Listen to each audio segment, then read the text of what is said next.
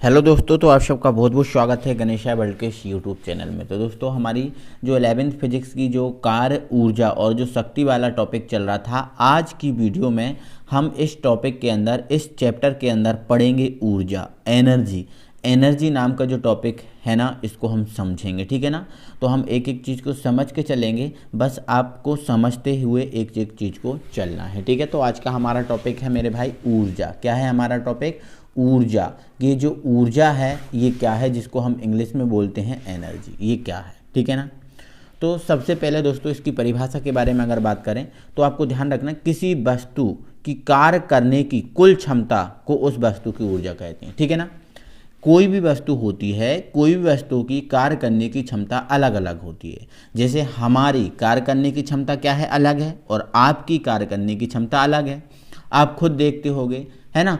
आपके कोई भाई बहन आप कहता है कि मतलब कोई कहता है कि यार मुझसे नहीं बनता, ठीक है, तो वो कहता है मैं कर लूँगा, ठीक है। वो कहता है यार मुझसे नहीं बनता, तो वो कहता है मैं तो ये कर सकता हूँ, ठीक है ना। तो किसी भी वस्तु की जो कार्य करने की क्षमता होती है उसे ही ऊर्जा कहते हैं। किसी के पास ये ऊर्जा ज़्यादा होती है और किसी के पास ये ऊर्जा कम होती है। जिसके पास कार्य करने की क्षमता ज़्यादा हो उसके पास ऊर्जा ज़्यादा है, और किसी के पास कार्य करने की क्षमता कम होती है तो ऊर्जा कम होती है, ठीक है। तो किसी वस्तु के कार्य करने की कुल क्षमता को हम क्या कहते हैं, उस वस्तु की ऊर्जा कहते हैं, ठीक है। ध्यान रखना है ना। तो उस प्रत्येक वस्तु में जिसमें कार्य करने की क्षमता होती है ऊर्जा निहित होती है। मतलब जिस भी वस्तु में कार्य करने की क्षमता होती है ना, उसमें ऊर्जा होती है, क्योंकि बिना ऊर्जा के कार्य संभव ही नहीं है। समझ पा रहे हो ना। बिना ऊर्जा के कार्य जो होता है वो संभव ही नहीं है। इसलिए उस प्रत्येक वस्तु में ऊर्जा होती है जिसमें कार्य करने की क्षमता होती है, ठीक है ना। तो ध्यान रखना, उदाहरण आपके बहुत सारे दे के रखे हैं मैंने, ठीक है। चाबी भरी घड़ी की स्प्रिंग, घड़ी की सुइयाँ चला सकती है, बोलो सही बात है। अगर किसी घड़ी में चाबी भरी है तो क्या कर सकती है, वो घड़ी की सुइयाँ चला सकती है। गतिशील हथौड़े से कील गाड़ी जा सकती है, बताओ, बिल्कुल गाड़ी जा सकती है, क्योंकि जब गति करता है हथौड़ा तो उसके अंदर क्या जाती है, ऊर्जा आ जाती है। क्या जाती है, ऊर्जा आती है। मतलब एक बात यहाँ से ये भी सिद्ध हो रही है कि गति के कारण भी क्या आती है, ऊर्जा आती है, ठीक है। ओके, तो गति करता हुआ हथौड़ा कील गाड़ी जा सकती है, बिल्कुल गति करते हुए हथौड़े से कील गाड़ी जा सकती है। अगर हथौड़े को गति ना कराएं तो बताओ कील गाड़ी जा सकती है, तो बिल्कुल नहीं, ठीक है। और भी उदाहरण, जलता कोयला, जलता हुआ कोयला पानी को भाप में बदल सकता है, बिल्कुल भाई, जलता हुआ कोयला पानी को भाप में बदल सकता है। बंदूक से निकली गतिमान गोली लक्ष्य को भेद सकती है, बिल्कुल लक्ष्य को भेज सकती है। चलता हुआ पत्थर पेड़ से फल तोड़ सकता है, बिल्कुल तोड़ सकता है, कोई बात नहीं है, ठीक है, क्योंकि चलता हुआ पत्थर उसमें क्या जाएगी, गति आ जाएगी। तो ये बहुत सारे मेरे भाई एग्जाम्पल हैं, समझ रहे हैं ना। तो ध्यान रखना, किसी वस्तु की कार्य करने की जो कुल क्षमता है उसे ही हम बोलते हैं क्या, ऊर्जा। तो ध्यान रखना, कार्य करने की क्षमता को हम क्या बोलते हैं, ऊर्जा कहते हैं। अब ऊर्जा के मात्रक और विमीय सूत्र, तो ऊर्जा के मात्रक और विमीय सूत्र वही होंगे जो कार्य के होंगे, क्योंकि कार्य ही ऊर्जा है और ऊर्जा ही कार्य है। आप ऐसा याद रखना कि कार्य ही क्या है, ऊर्जा, और ऊर्जा ही क्या है, कार्य। तो इसके मात्रक और विमीय सूत्र वही होंगे, ठीक है। जैसे ऊर्जा तथा कार्य के मात्रक समान होते हैं, अर्थात एसआई पद्धति में जैसे कार्य का मात्रक क्या था, जूल था, तो ऊर्जा का भी क्या होगा, जूल। सीजीएस पद्धति में कार्य का मात्रक अर्घ था, तो ऊर्जा का मात्रक भी क्या है, अर्घ, ठीक है। और जो आपका कार्य की भांति ऊर्जा भी कौन सी राशि है, अदिश राशि। जैसे कार्य अदिश राशि था तो ये भी अदिश राशि है। ऊर्जा का विमीय सूत्र कार्य के विमीय सूत्र जैसे ही था, कार्य का विमीय सूत्र ये भी था, तो ऊर्जा का भी यही है। तो कार्य और ऊर्जा समान है, कोई दिक्कत नहीं है। कार्य के बिना ऊर्जा नहीं हो सकता, ऊर्जा के बिना कार्य नहीं हो सकता, ये संभव नहीं है, ठीक है। अब बात करें ऊर्जा के रूप की, ठीक है। तो ऊर्जा कई रूप होते हैं, ऊर्जा कई टाइप की होती है, ठीक है। जैसे यांत्रिक ऊर्जा, यांत्रिक ऊर्जा, ठीक है। अब एक एक ऊर्जा को समझेंगे, टेंशन नहीं लेना। यांत्रिक ऊर्जा है ना, ठीक है। आंतरिक ऊर्जा या ऊष्मीय ऊर्जा, प्रकाश ऊर्जा, चुंबकीय ऊर्जा, विद्युत ऊर्जा, ध्वनि ऊर्जा, रासायनिक ऊर्जा, नाभिकीय ऊर्जा, और ये सौर ऊर्जा, ये ऊर्जा ही के रूप हैं मेरे भाई। आपको दिख रहे हैं ना, ये सब किसके रूप हैं मेरे भाई, ऊर्जा के रूप हैं। ये सब क्या हैं, ऊर्जा के रूप हैं, आपको दिख रहे हैं, ठीक है ना। तो ध्यान रखना इन चीज़ों को। अब हम ऊर्जा को एक एक करके पढ़ते हैं। तो पहली हमारी जो ऊर्जा है जिसका नाम है यांत्रिक ऊर्जा। कौन सी ऊर्जा, यांत्रिक ऊर्जा जिसका नाम है, ठीक है ना। तो समझो, किसी वस्तु में अपनी गति के कारण अथवा अपनी स्थिति के कारण ठीक है, कार्य करने की जितनी क्षमता होती है उसे उस वस्तु की यांत्रिक ऊर्जा कहते हैं। समझ पा रहे हो ना? यांत्रिक ऊर्जा क्या है? किसी वस्तु में गति के कारण, किसके कारण? गति के कारण अथवा अपनी स्थिति के कारण। देखो ये जो टॉपिक था थ्योरेटिकल टॉपिक था, इसलिए मैं आपको इस टाइप की वीडियो लेके आया ताकि आपके पास थ्योरी भी हो जाए, आप चीज़ों को देख भी पाओ फुल और समझ भी पाओ, क्योंकि समझा तो मैं रहा हूँ, ठीक है ना। तो ध्यान रखना, यांत्रिक ऊर्जा, ठीक है। तो किसी वस्तु में गति के कारण अथवा अपनी स्थिति के कारण कार्य करने की जितनी क्षमता होती है उसे क्या बोलते हैं? इस यांत्रिक ऊर्जा कहते हैं। मतलब यहाँ पर ये कह सकते हैं कि जो यांत्रिक ऊर्जा है वो गति के कारण ऊर्जा और स्थिति के कारण ऊर्जा का क्या होती है? योग होती है, ठीक है। आपको एक बात बता देते हैं दोस्तों, यहाँ पर गति के कारण किसी वस्तु में जो ऊर्जा आएगी वो गतिज ऊर्जा होगी, और स्थिति के कारण किसी वस्तु में जो ऊर्जा आएगी उसे स्थितिज ऊर्जा बोलेंगे, ठीक है ना। वस्तु की गति के कारण उसमें निहित ऊर्जा को गतिज ऊर्जा कहते हैं। ध्यान रखना आपको इस विशेष बात को, क्योंकि गति के कारण वस्तु में जो ऊर्जा आएगी वो गतिज ऊर्जा होगी, तथा वस्तु की स्थिति के कारण उसमें जो ऊर्जा आएगी उसे क्या बोलेंगे? स्थितिज ऊर्जा, ठीक है। गतिज ऊर्जा तथा स्थितिज ऊर्जा के योग को हम क्या कहते हैं? यांत्रिक ऊर्जा कहते हैं। इस विशेष पॉइंट को भी आपको याद रखना। तो देखो आपको काफ़ी चीज़ें मिल रही हैं सीखने को, ठीक है। काफ़ी चीज़ें आपको मैं थ्योरेटिकल टॉपिक लेके आया हूँ, तो थ्योरेटिकल में काफ़ी चीज़ें आपको सीखने को मिल रही हैं, ठीक है। जैसे फेंके गए पत्थर में, चाबी भरी स्प्रिंग में, खिंचे तीर में निहित ऊर्जा, यांत्रिक ऊर्जा। देखो फेंके गए पत्थर, देखो जब पत्थर को हम फेंकेंगे तो फेंकेंगे तो गति आएगी, तो गति के कारण गतिज ऊर्जा। लेकिन जब पत्थर को हम फेंकेंगे तो उसकी स्थिति में भी तो परिवर्तन होगा। एक स्थिति से पत्थर कहाँ जाएगा? दूसरे स्थिति में जाएगा। बोलो जाएगा कि नहीं? तो देखो पत्थर को जब हम फेंकेंगे तो गति आएगी, तो गतिज ऊर्जा, और स्थिति में परिवर्तन होगा तो स्थितिज ऊर्जा। मतलब फेंके हुए पत्थर में गतिज और स्थितिज ऊर्जा दोनों होती हैं, और दोनों के योग को हम क्या बोलते हैं? यांत्रिक ऊर्जा बोलते हैं, ठीक है। चाबी भरी स्प्रिंग, ठीक है। स्थिति में भी परिवर्तन होता है, क्योंकि स्प्रिंग को जब हम चाबी भरेंगे तो स्थिति जो स्प्रिंग है वो सिकुड़ जाएगी। क्या होगी? सिकुड़ जाएगी।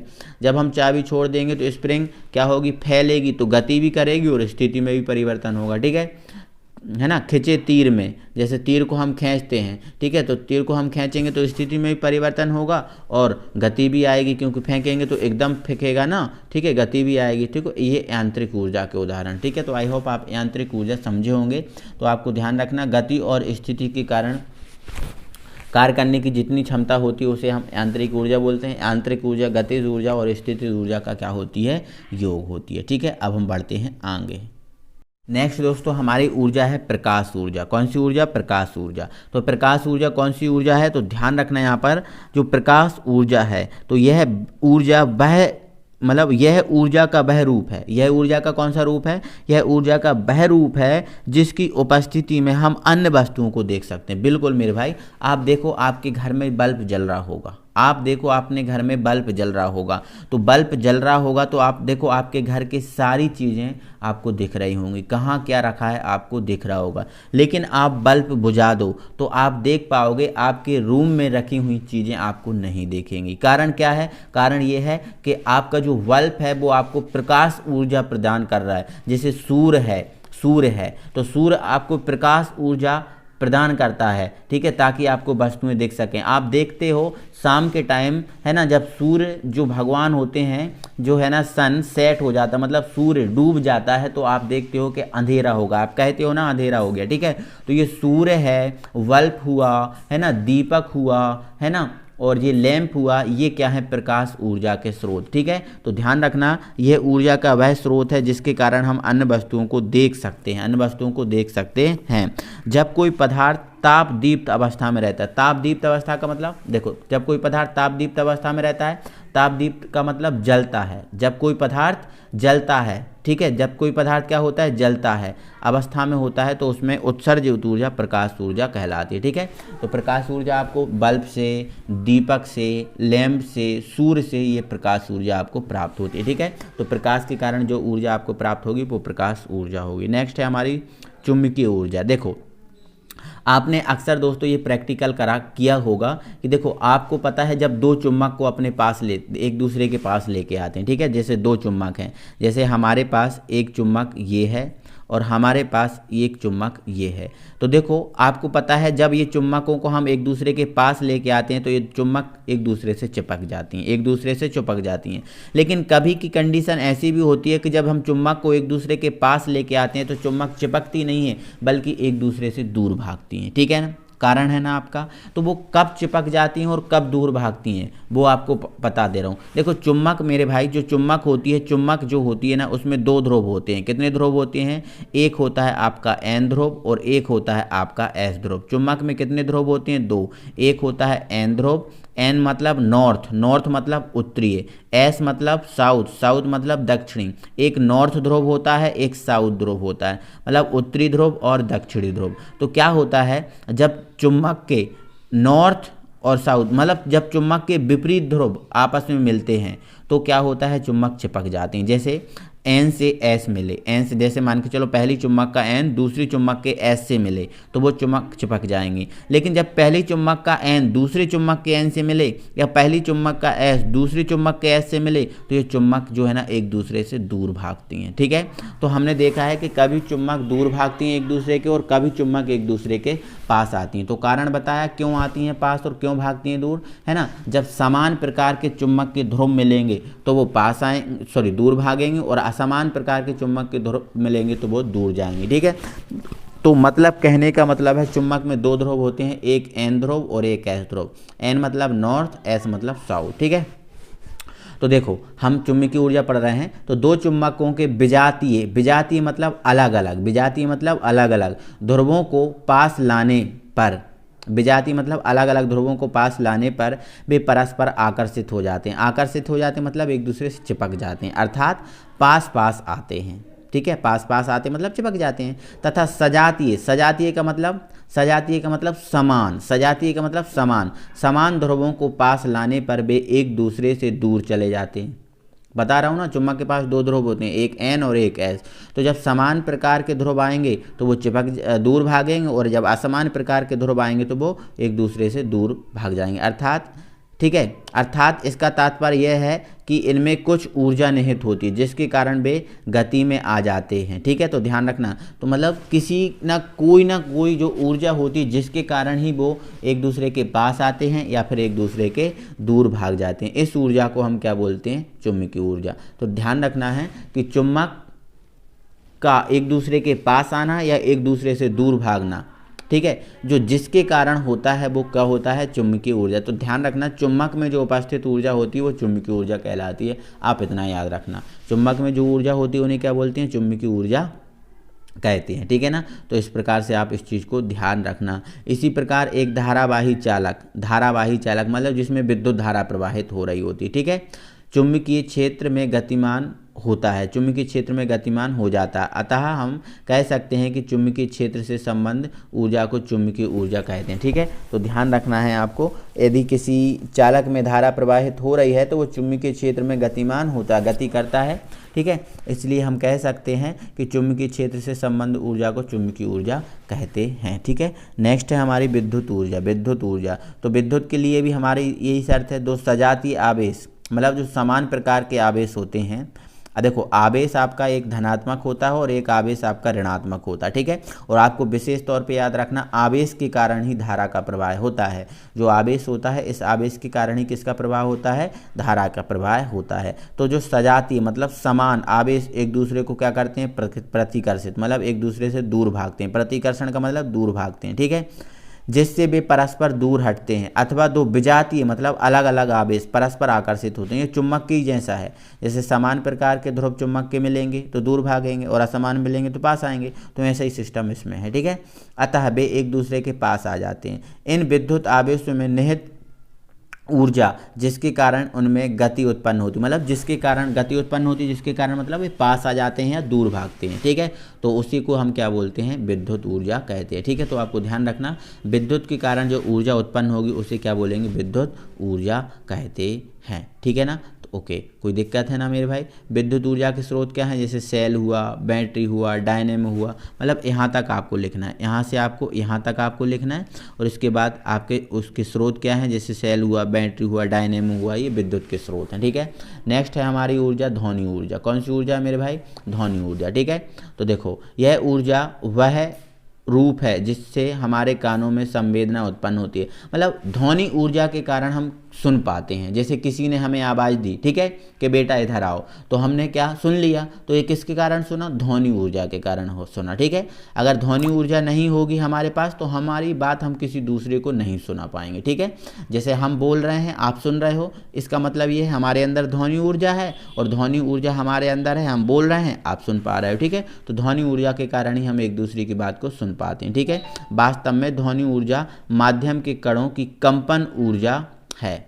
ठीक है, जो माध्यम में जो कण हैं, माध्यम में देखो, माध्यम जो, जैसे मान के चलो आप जिस क्लास में बैठे हो, आप उस क्लास में जैसे मान के चलो आप जहाँ बैठे हो उस रूम में देखो बाकी एरिया आपको खाली दिख रहा होगा, तो उसमें क्या होंगे, कण होंगे। ठीक है, उनके कणों के कारण क्या होता है, कंपन होता है। ठीक है, जिसके कारण ध्वनि ऊर्जा एक स्थान से दूसरे स्थान तक जाती है। तो वास्तव में ध्वनि ऊर्जा माध्यम के कणों की कंपन ऊर्जा हो। तो ध्यान रखना, ध्वनि ऊर्जा के कारण हम एक दूसरों की बातों को सुन पाते हैं। ठीक है, नेक्स्ट है रासायनिक ऊर्जा। ठीक है, तो विभिन्न प्रकार के ईंधनों जैसे कोयला, मिट्टी का तेल, ठीक है, पेट्रोल, डीजल, गैस आदि की ऊर्जा रासायनिक ऊर्जा कहलाती है। बोला ना रासायनिक ऊर्जा।